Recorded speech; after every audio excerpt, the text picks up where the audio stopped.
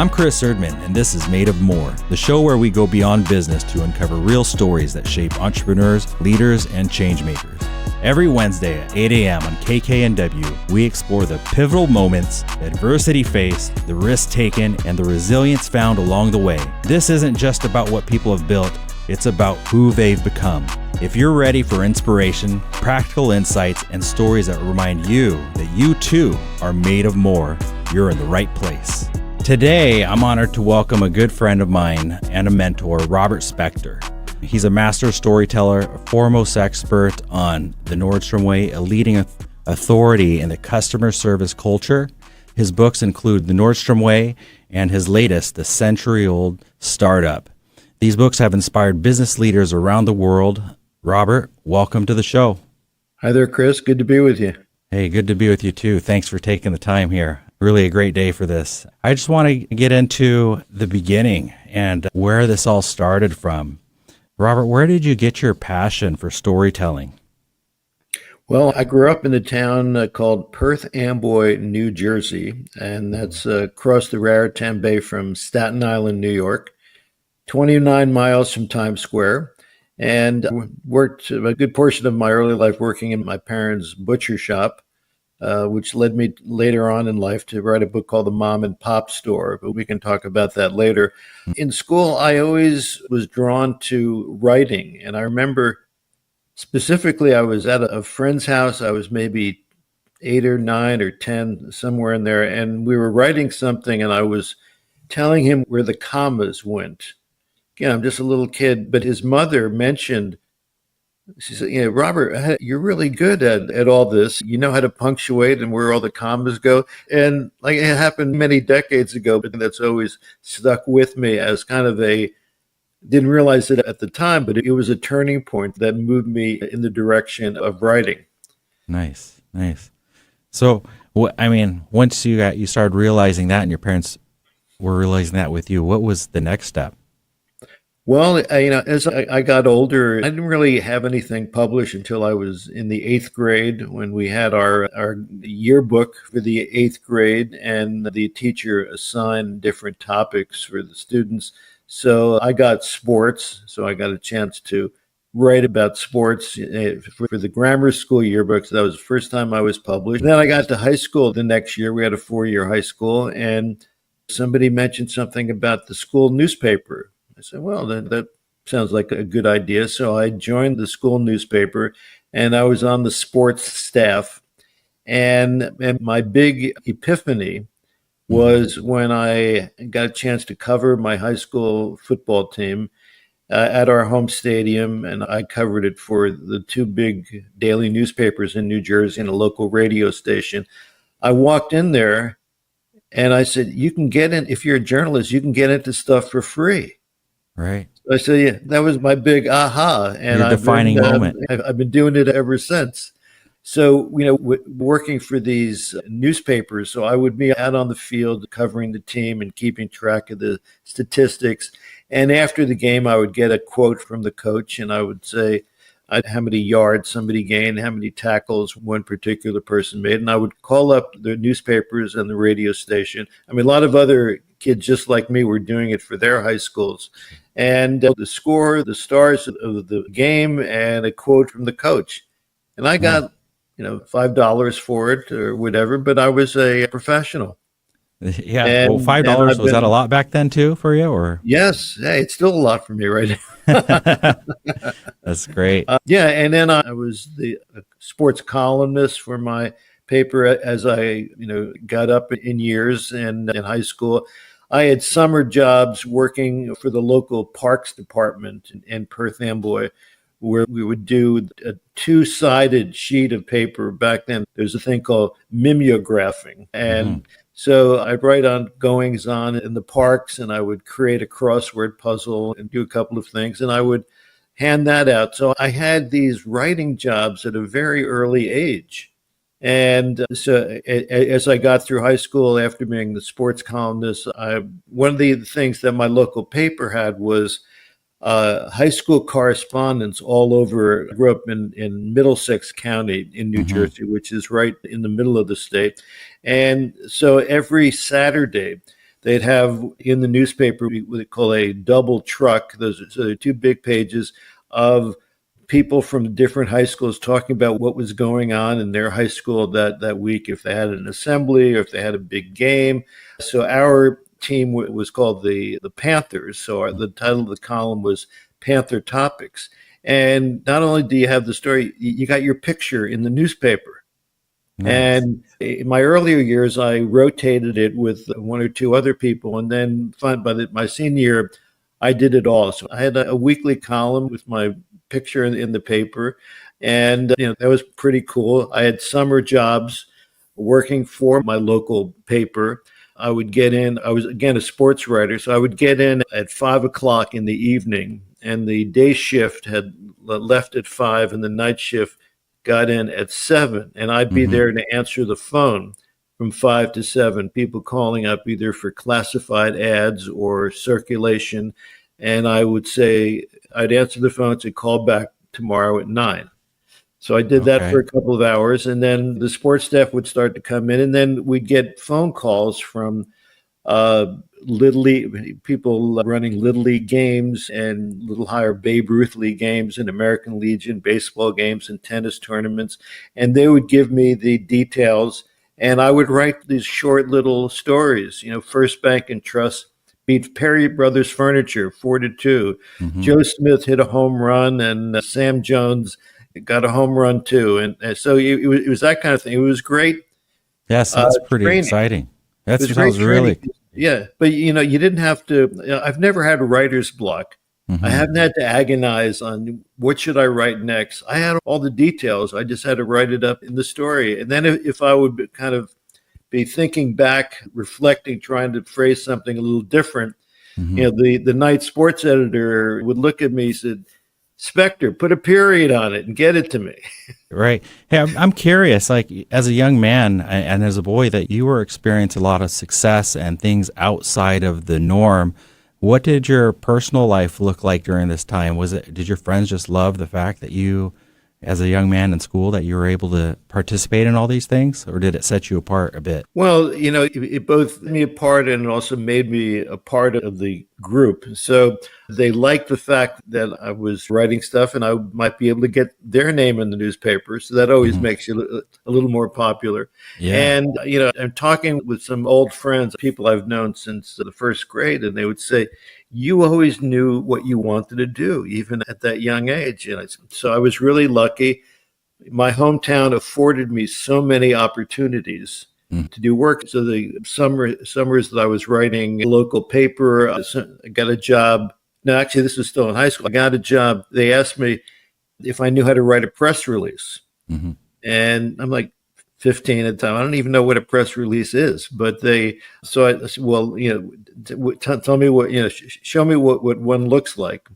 And I would, because the Parks Department would put on, Broadway shows, with an amateur cast. So we had Gypsy one year, and so I'd write stuff about that. And then my hometown would have a big tennis tournament, and it was right around the time every year of the U.S. Open in Forest Hills. Hmm. So the people who were eliminated from Forest Hills would drive to my hometown, so it's less than an hour drive, and they would play in that tournament.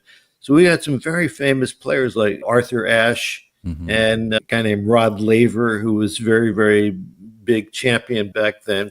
And so I learned how to write press releases and do all these things. And ever since then, I've done a lot of different kinds of writing. I've written Sure. game shows, I've written comedy, I've written radio spots. I always figured that if I could learn the form, I could Right. figure out how to do it. What about during so much experience and so much? It sounds like you were just learning along the way. But during any of this time, did you have any mentors that you were looking up to or checking in with? One of the things in my life that I wish that I had that I've never had was a mentor. I searched for a mentor and never quite found one. So in some ways, I was my own mentor. I was figuring it out as I went along and I ultimately realized that nobody I know had the same path that I had. Yeah, And so there wasn't anybody who'd say, when I was your age and I was trying to do what you did, this is what I was just figuring it out. right. And we figure out sometimes it works and sometimes it doesn't. So sometimes you hit a success, sometimes you fall flat on your face. Well, yeah, it brings me to the next question. If you didn't have any mentors, I know you're driven, you realize that you had a path, then you must have had some strong goals. You must have identified your goals early on. I had two goals in mind. Neither had to do with finances. I wanted to lead an interesting life. That Yeah, I was remember you number saying that. one. The number two is I wanted to be respected by my peers for my work. And I always knew that I had a destiny. And I didn't know what form that destiny was going to take, but I knew that I was going to do something that people would eventually say, "Oh, you're the guy who did that." Mhm. And so fast forward after my Nordstrom book came out, and I was on a plane, and we just landed, and everybody's getting up to get off the plane. I had been talking to the person sitting next to me, and I'm already standing up. Everybody's in the aisle, you know how it is, and we're trying to get off the plane, and I mentioned the Nordstrom Way while I'm standing up. So the person in the seat right in front of me looks up and says, "You're the guy who wrote the Nordstrom Way?" Yeah, yeah. And I said, there you go. I always wanted to, oh, you're that guy. So that's what I achieved. I am You that checked the guy. box. You checked the Yeah. box. When you knew you wanted to lead an interesting life, did you know what that meant at the time you set that goal? No. No. I thought it might be show business, meeting famous people. And that's a part of it. I crossed paths with a lot of well known people over the course of my time. And that might have been part of my issue was I didn't quite know if you stay on this path and you go that way, this is what's going to happen. I didn't have that. I was freelancing. I was jamming. I was making it up as I went along. Hmm. And I figured that if you're in the game, good things will happen to you. So you can't just say, gee, I would like to do this. I would hope I would do that. You got to get into the game. Just do And something? Is that what you're right. saying? Just Yeah, you have to measure yourself against others and see if you have what it takes. hmm. So after I got out of college, I moved into New York City, Greenwich Village, with a couple of buddies that I grew up with, and I set out to become a writer. And you've done really well. What about respect from your peers? You want to elaborate on that a little bit? What that Well, meant to you? when I was on my high school paper, and I remember going to a conference for high school newspapers, and they had different awards, and so I was up for best sports column, Hmm. and they announced the names. So the first, second, and third place winners got up on stage. Then they had two honorable mentions. So I was honorable mention, and Nice. which really irritated me because I knew that I was better. I wrote a better column than those people did, but apparently the judges didn't agree. So it was just about, it was something that I was known for. I ended up being the editor of the yearbook, and then when I was in college, I wrote for the college paper. It was just something that I knew that I was good at. I don't have a whole lot of talents. I don't cook. I can't fix a car. I'm not the kind of guy that you would ask to do stuff like that. But I do have a talent in writing, and I used to say that I was a one-trick pony. And And you then knew that eventually, when I pretty became early in life? yeah, I realized that, and then I had no artistic ability.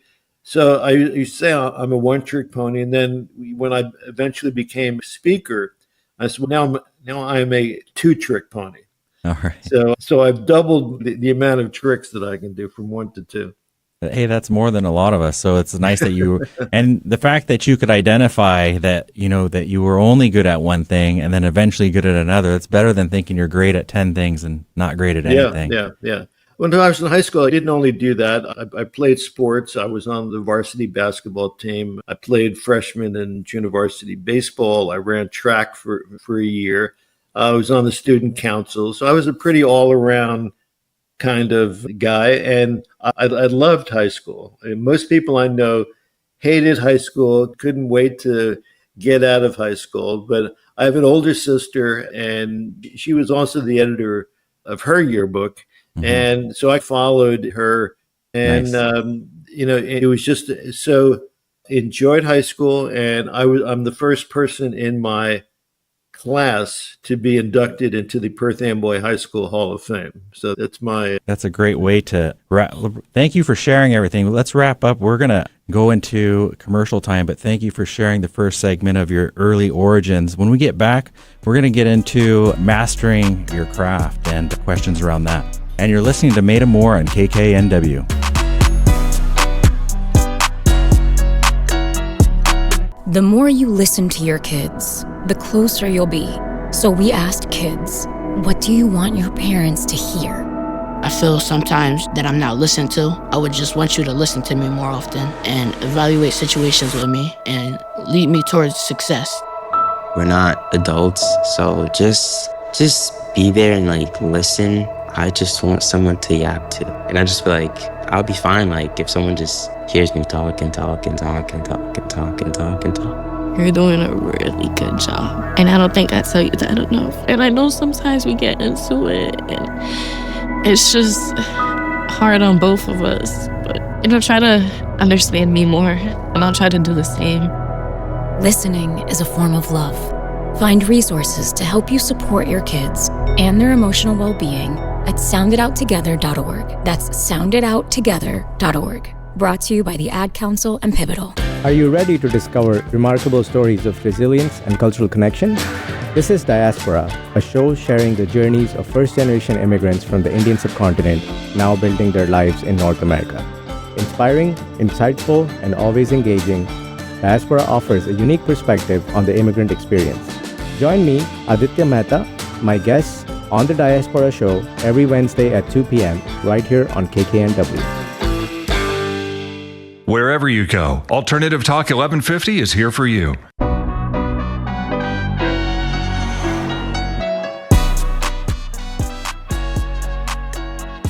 Welcome back to Made of More. I'm your host, Chris Erman, and I'm here with Robert Spector. Hey, Robert, welcome back, and thank you for just giving us your origin stories and your youth and whatnot. I want to transition a little bit with your name becoming synonymous with Nordstrom brand and excellent service. Let's dive into that a little bit more. So you've been known as you've been called the Nordstrom Whisperer at one point in time. You want to comment on that? I have to thank my good friend, Susan Rowan, who's an author and a speaker as well. She wrote the book, How to Work a Room and Secrets of Savvy Networking. And she coined that phrase for me, and I kind of like it. So I'll give you the abridged version of my Nordstrom connection. I had been a trade journalist for a group of newspapers out of New York under the umbrella of Fairchild Publications. Their best known paper is Women's Wear Daily. They also had a menswear paper, one that covered footwear, supermarkets, home furnishings, etc. And I had been a staff writer for one of the papers in New York. And when I moved to Seattle, I became what's known as a stringer. A stringer is a regular contributor, not a salaried employee. So you get paid by the article. So Seattle was on the rise. This is the early 80s. So we're talking about quite a while ago. And so there were companies that were starting to rise up, one of them being Nordstrom, and I would cover them and write about their earnings and their opening new stores. So back in 1990, I had written some other retail books. So there was a department store in Seattle called Frederick and Nelson, which is actually where the Nordstrom store is now in downtown Seattle. I did their corporate history. So I had a reputation for writing about retail. I was contracted by a literary agent named Elizabeth Wales, whose next door neighbor was a fellow named Pat McCarthy, who sold men's suits in the downtown Seattle store, and he was the number one salesman 15 years in a row. Wow. Outfitted entire law firms and accounting firms. So She was initially approached me about being a ghostwriter for Pat. It was going to be his story, the story told from the sales floor up as opposed to the boardroom down. Put together a 10,000 word proposal, sample chapters, chapter outline. We shopped it around to New York publishers. Nobody was interested. Okay. At that time, Nordstrom did not have much of a presence on the East Coast. And especially, so they weren't in New York. They were just starting to be in New Jersey, outside the city. But having grown up in the New York area and lived in New York, I can tell you that there's no more provincial spot on the planet than the island of Manhattan. Mm-hmm. It is an island. So for book editors, if it's not within Midtown or within their line of sight, it's regional. So eventually the project evolved from my being the ghostwriter to it being my book. And I was able to get the Nordstrom family and company to cooperate with me. Mm-hmm. And years after that phone call, the book came out. 5 years. So 5 years. But I knew, and I got a tiny advance. I probably made $1.25 an hour, maybe, working on this. But I knew I had the story. Nordstrom had been written up in Harvard Business School, a case study, but nobody had really told the story. I had the story. So I was going to make this thing work. I eventually helped to make it a bestseller. So I'd worked in public relations, so I knew how to promote things, knew how to market things. So since my publisher had virtually no expectations for this book, I had to first sell the publisher. So I was at a point in life, I was in my late 40s. I made a list of everybody that I knew as I was coming up I could call up and ask for a favor. Mm-hmm. And so I made a list of people. So I wanted to get really good testimonial blurbs for the book. Excuse me. As an example, a woman I had worked with at this PR firm, at this point, now we're talking about many years later, she's the vice president for international public relations at Estee Lauder. The guy who ran the company back then was Estee Lauder's son, Leonard Lauder. I said, could you get me Leonard Lauder to do a testimonial blurb for me? She did. I had a friend of mine, a former Nordstrom executive named Betsy Sanders. She was on the board of Walmart. And at that time, the guy named David Glass was the chairman and CEO of Walmart. I said, could you get me David Glass to give me a testimonial? Got it. That I knew in Seattle who he went to work for the JW Marriott hotel chain. I said, could you get me JW Marriott to give me a testimonial blurb? So I can say this now. Now, they asked me for a few different samples, mm-hmm. which I wrote, and they signed off on it. So wow. Even though it says JW Marriott on the back of the blurb, I'm the one who wrote it.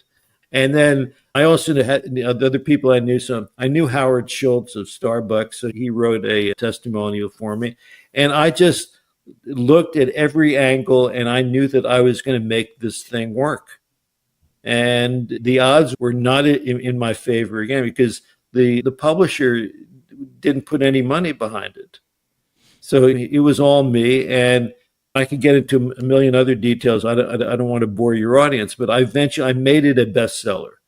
Wow. And it was on the Business Week bestseller list for 17 weeks. Mm-hmm. And I started getting requests for speaking. It's taken me around the world. I've spoken in 27 countries. And I've done a lot of podcasts in this past year with people in Egypt, in Italy, in Greece, and in Russia. Wow. I love that you're touching on these testimonials, and first that there are people not believing in you, but you believed in this so much. And obviously there's quite a bit of people that believed in you during this time to write testimonials for you.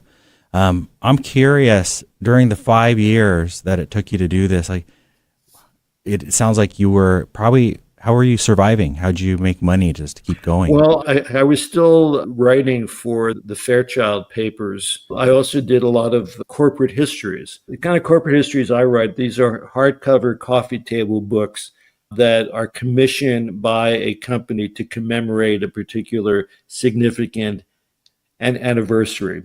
So it could be the 100-year anniversary, or 75, 125 or so, with lots of pictures. And so I did a lot of those. Mm-hmm. So between the stories that I did for Fairchild Publications and then these corporate histories, that's how I was surviving. Well, it sounds like you were burning candles at both ends at some times. Yeah, so if candles had more than two ends, I'd be burning that one too. Yeah, I can see that. Why do you believe in the value-driven business so much? What is it that made you see that? I grew up in a values-driven business. So my father had this butcher shop in an outdoor farmer's market in Perth Amboy, New Jersey, and it was a typical immigrant family business. My family came from Ukraine, so my grandfather, my father, my uncle, my cousins, my sisters, and we all worked there. And we had a couple of non-family members who worked there as well. So when you're at a small mom and pop business, I mean, that is ground zero for commerce, for retail, for customer service, for interaction with the customer. And we didn't have a huge business. I don't know how many regular customers we had. I'm sure maybe 70, 75, I don't know. But there were people who could have gone to other butchers. So why did they go to my father? And there were a couple of major supermarkets literally a block away. Sure. And because most of his customers were Eastern European immigrants like himself. So he could sell his wares in Ukrainian and Russian and various Slavic languages, maybe a little Hungarian, and he would carry specialty ethnic foods that immigrants from Eastern Europe would be looking for. So you give them the products that they miss, you speak their language, and that's a good part of it. Plus, my father had a very good sense of humor. The Yiddish word for being able to talk and converse is schmooze. Schmooze. And my father was an excellent schmoozer. And then years later, I wrote a book called The Mom and Pop Store, which is part memoir of working in the butcher shop. And I interviewed a gentleman who worked for my father. Our big market day was Saturday. You made your whole money that week from Saturday. And so he was hired. And I said, "What did my father tell you when he hired you?" And he said, "He told me to be honest." Mm-hmm. How's that for cutting edge? Yeah, that's business? Very grounded. Yeah, you go to a butcher shop in the old days, and you're looking in the showcase, and you say, "Robert, I want that steak," that one right up front. And so I take out the steak and I put some wax paper on the scale, and the wax paper will fall over the scale. If you're dishonest, you just pull down on that piece of paper, and suddenly it's a few ounces more. Sure. But we didn't do that.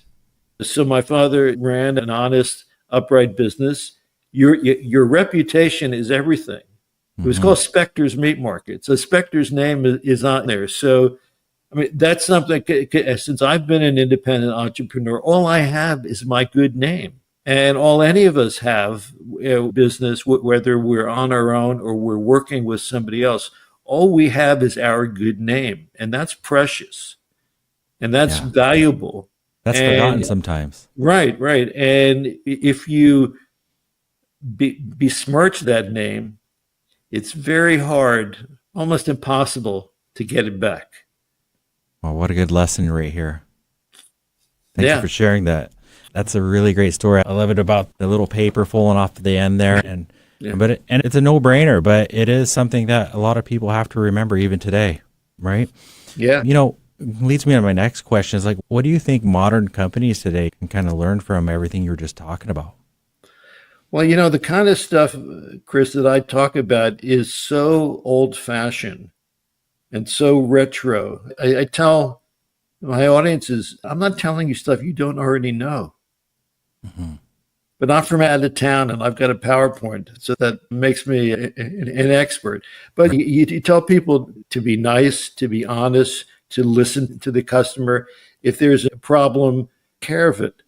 Customers can be very forgiving if the service or the product has not met their expectations. If you make sure that you do it right.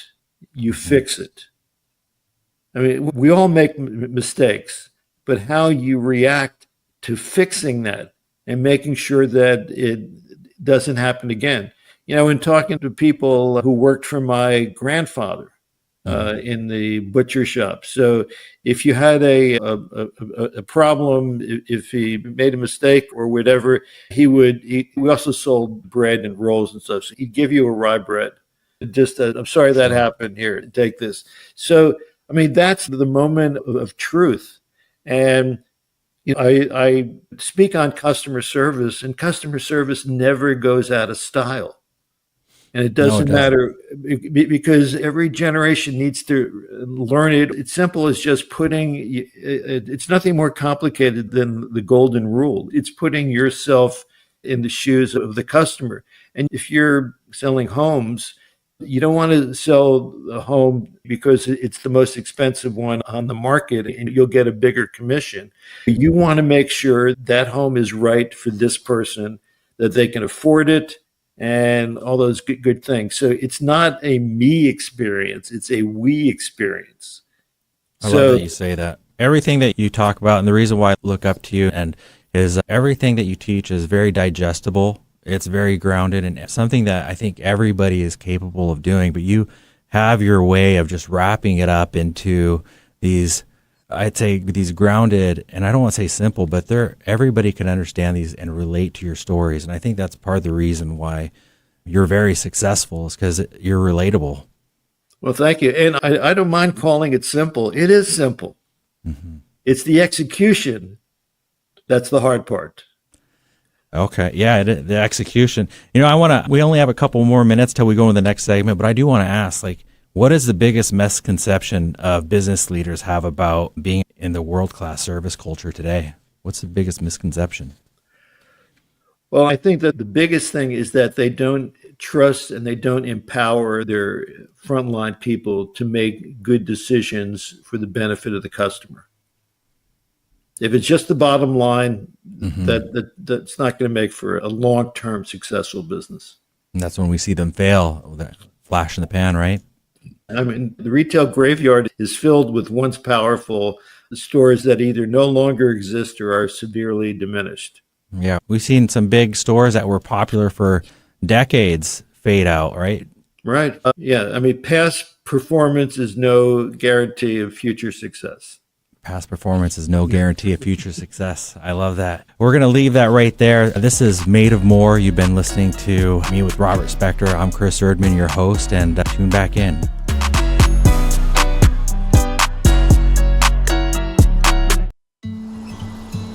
Most people out here think that taking care of one another is important. And most people would step up for a neighbor going through a tough time. Most people around here help out friends and family when they need it. But the funny thing is, most of us won't look for help when we need it. If you're struggling with mental health, you should know that there are resources out there that can help. And it's okay to talk about it if you need to. One place to get started with information is loveyourmindtoday.org. Loveyourmindtoday.org offers a range of guides, instructions, and insights for dealing with difficult situations or getting through a tough time. If you're struggling with mental health, get the help you need, because most people out here really care. Visit loveyourmindtoday.org. That's loveyourmindtoday.org. Brought to you by the Huntsman Mental Health Institute and the Ad Council. Hello, I'm Chris Erman. Every Wednesday at 8 a.m. on KKNW, I sit down with inspiring entrepreneurs, creative minds, and game changers to uncover the real stories behind their business. On my show, Made of More, we explore the challenges that they've overcome, the breakthroughs that they've celebrated, and the mindset that drives them forward. If you're ready to unlock your full entrepreneurial potential, Made of More is the show for you, because here we know you are made of more. Every Wednesday at 8 a.m. on KKNW. Find out the latest about your favorite shows on Alternative Talk 1150. Check out 1150kknw.com. Welcome back to Made of More. I'm Chris Erman, your host, and I'm here with Robert Spector. We were just talking about being the Nordstrom Whisperer and going through all those motions there. So is there anything that you want to say before, as we go into the next segment here, Robert? Well, I think I'm very thankful to Nordstrom as a company and the Nordstrom family, giving me unprecedented access to the inner workings of the company. And part of that is you have to gain trust of people, and you don't violate that trust. So I've always said that I treat my relationship with them like a piece of fine crystal. You don't want to drop it because it's going to shatter into a whole lot of little pieces. And that's kind of, certainly given me credibility in other, certainly with other companies and other countries. No one else has written. I know people who have written books on Starbucks or Ritz-Carlton, or there might have been more than one, or on Amazon. No one else has written another Nordstrom book because they know that I am the guy. You are the guy. I always wanted to be the guy, and now I'm the guy. You did it. That was a great goal. I just want to contest to that. Like the way that you talk about treating the Nordstrom's relationship, I just have to say, I've seen you in many other friendships and business relationships, and it just seems like you consistently show up the same way that you speak about how you did with the Nordstrom family, even with just everyday people. It's pretty wonderful to see. Well, one of the things that I've learned is that I can't be anybody other than myself. So when I'm speaking one-on-one with you, either in person or electronically, I'm the same person who's speaking to 500 people in an auditorium. I'm bigger because I have to project out to them, but I'm the same guy. And I'm not the first person to think about this, but if you're true to yourself and you're honest, you don't have to pretend. You are, this is you, and good, bad, or indifferent, So I enjoy it. I enjoy talking like this. I enjoy speaking to a large group of people. I'd like to have a good time. I want them to have a good time too. So I use a lot of humor in my presentations. I don't tell jokes, because if you tell a joke and it dies, you're in big trouble. Yeah. So the humor has to come out through the material. Mm-hmm. Well, you're great at that. And this is a good lesson to teach, to tell everybody, especially the young ones that are thinking about getting in business and maybe they don't have a role model. I think you just said a major piece of gold here is always show up as yourself. And so you don't have to pretend. So when you're with your big client or you're with your friends or just buying something from over the counter, to always show up as yourself. And hopefully the person that you're showing up as is you're showing up with a good heart and kindness. And one other thing that's important, and it's simple, but people don't do it, is listen. Hear, but listen to what the other person is saying, because most of us do not listen. We're waiting for that blowhard who's talking to finish up so we can then offer our words of wisdom. Mm-hmm. But yeah, especially if you're in sales, you got to listen to what the customer has, all the answers. All you have to ask them and listen and weigh and evaluate what they've just said. See the best fit for them, whether it's a house or a suit or whatever. Whatever it is. Listening is the most important thing. Why is it so hard? I mean, as you're speaking about it, it rings true, and I love what you're saying, and I agree 100%. But why is it that we always have to be reminded about that we have to listen? Well, because we're focused on what we have to say.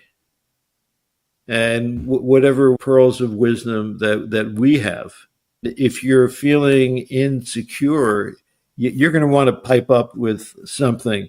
It may not be appropriate. You may be stepping on something that somebody is saying, and you're not taking in that information and evaluating it so you can help that customer make the right choice. Mm-hmm.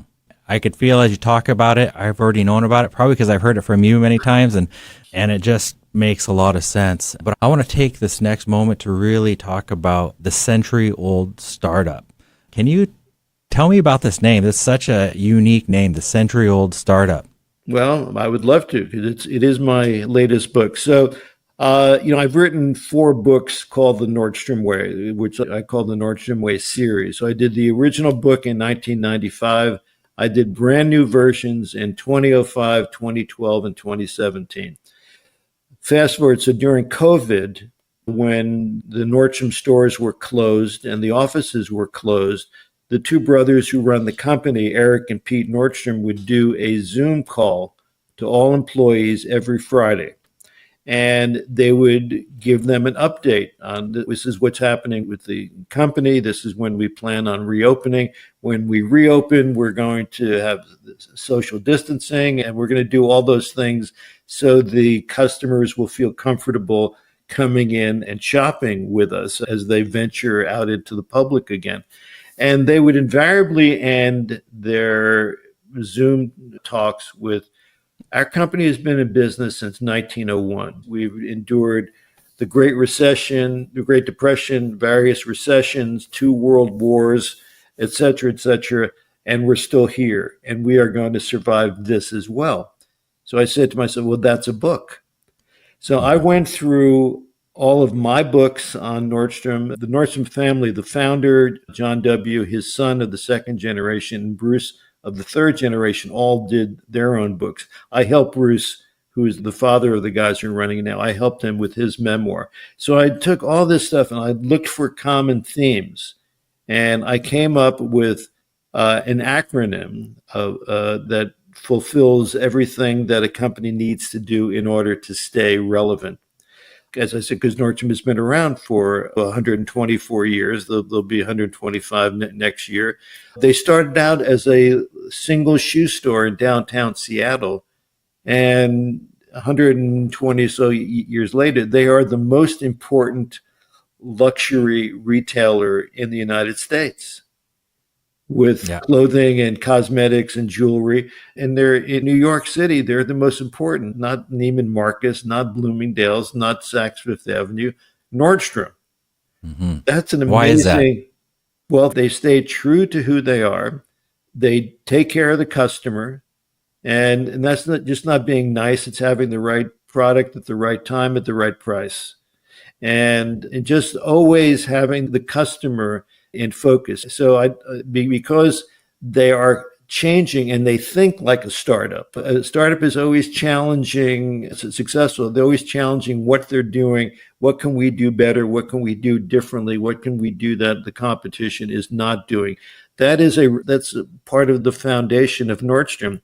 So I came up with this acronym of FACTS, FACTS. F is for flexibility. Especially in a time like COVID, and you really have to adjust on the job. A is for agility. You have to be, and there is slight difference between flexibility and agility. Agility is being able to adapt. You've got all these different circumstances happening, some of them unprecedented. How do you adapt to a pandemic when you're a retailer and you have all these other issues? So F for flexibility, A for agility, C for communication. I mean, that's part of listening, part of what we were talking about. The great playwright George Bernard Shaw, the founder of the London School of Economics, said the biggest mistake in communication is the illusion it has taken place. Talk about that. What is it? What do you mean, the illusion? Well, because we think just because we've exchanged some information, that doesn't mean that we've communicated. That doesn't necessarily mean that you've heard what I'm saying and you're absorbing it and then following through. But it's the most important thing. If you have a question and when somebody either texts you or you did whatever, is this what you meant? As opposed to assuming, well, I think that he or she meant this. Ask the extra question. It'll save you a whole lot of time. So I hear something there. It's not so much what somebody said, it's what they meant. Right. And making sure that you understand what they said. So again, flexibility, agility, communication, transformation. And the Nordstrom story is all about transformation. Again, a little shoe store downtown to Seattle to a 380,000 square foot store in Midtown Manhattan. Mm-hmm. That's quite a jump. And so that's why I called it the century-old startup, because it is an interesting title. Well, how could a startup be 100 years old or more than 100 years old? Well, that's how you have to think. That's how you have to approach your business. And I used to teach a class at Western Washington University here in Bellingham, Washington, to junior and senior marketing majors. And it's called Retail Reinvention. Everything old is new again. And I had them, for their class project, find a retailer that was once very important, dominant, that either no longer exists or is severely diminished. Tell me how and why they succeeded and how and why they failed. So you've got companies like Borders Books and Circuit City and Blockbuster Video and all these things. Sears department store. Sears could have been Amazon. Sears had the everything set up, the infrastructure, they had the stores, they had the system, but they weren't, because they only knew what they knew. So they stuck to their business. And so the main thing, how and why these companies failed, is that they did not adapt. They were fighting the last war as opposed to the current war. So a question that I have is, like Sears how long was Sears around? It was around for some time, wasn't it? Sears has been around probably 150 years. So 150 years. So I would say they did adapt for 150 years. Like, what do you think was the last, what made them stop adapting? Well, you can have a whole lot of theories, but I think people just get comfortable. And they were going along great. We got great market share. We've got good margins. Hey, everything's cool. But I'd imagine leadership has probably changed hands a few times over that 150 years. Yeah. They've been a public company for a very long time, but you should never be satisfied with who you are. Bezos talks about, he doesn't want Amazon to ever feel comfortable, ever feel that they've made it. When I did a book on Amazon, which came out 25 years ago this month, and Bezos back then said that Amazon is still in chapter 1. And 25 years later, they're still in chapter 1. So the obvious question is, what does chapter 2 look like? This is still chapter 1. And essentially, he says, chapter 2 is you ended up not putting everything you can into your business, and eventually you become irrelevant. That's why it's always day one. Did I say chapter 1? I meant to say day 1. Day one. I like that. I always think like it's day one. Right. Things are changing ever so quickly, especially with technology and AI today. Yeah. And Amazon started out just selling books. Now they sell everything. And they have cloud computing and all this. And it's never being satisfied that you've made it. There's a line from, I'm a big Grateful Dead fan. So there's a line from Uncle John's band. The first days are the hardest days. Don't you worry anymore. When life looks like Easy Street, there's danger at your door. That's deep. Thank you for sharing that. I think you said it, but is there anything else that you think, or let me rephrase that, what other lessons do you think that are most critical in this book for companies today? Well, that is the most important thing. It doesn't matter what kind of business that you are in. Most of the groups that I speak to are not in retail. They're in real estate, they're in financial services, they're in healthcare. I've spoken to every kind of business you can imagine, from language translation to extruded plastics. It doesn't matter. If you have a customer, whether it's an internal customer or an external customer, you have to worship that customer and do whatever you can to keep that customer, because everybody in business knows it's a lot more expensive to get a new customer than it is to retain an old customer. Sure. That's a good lesson right there.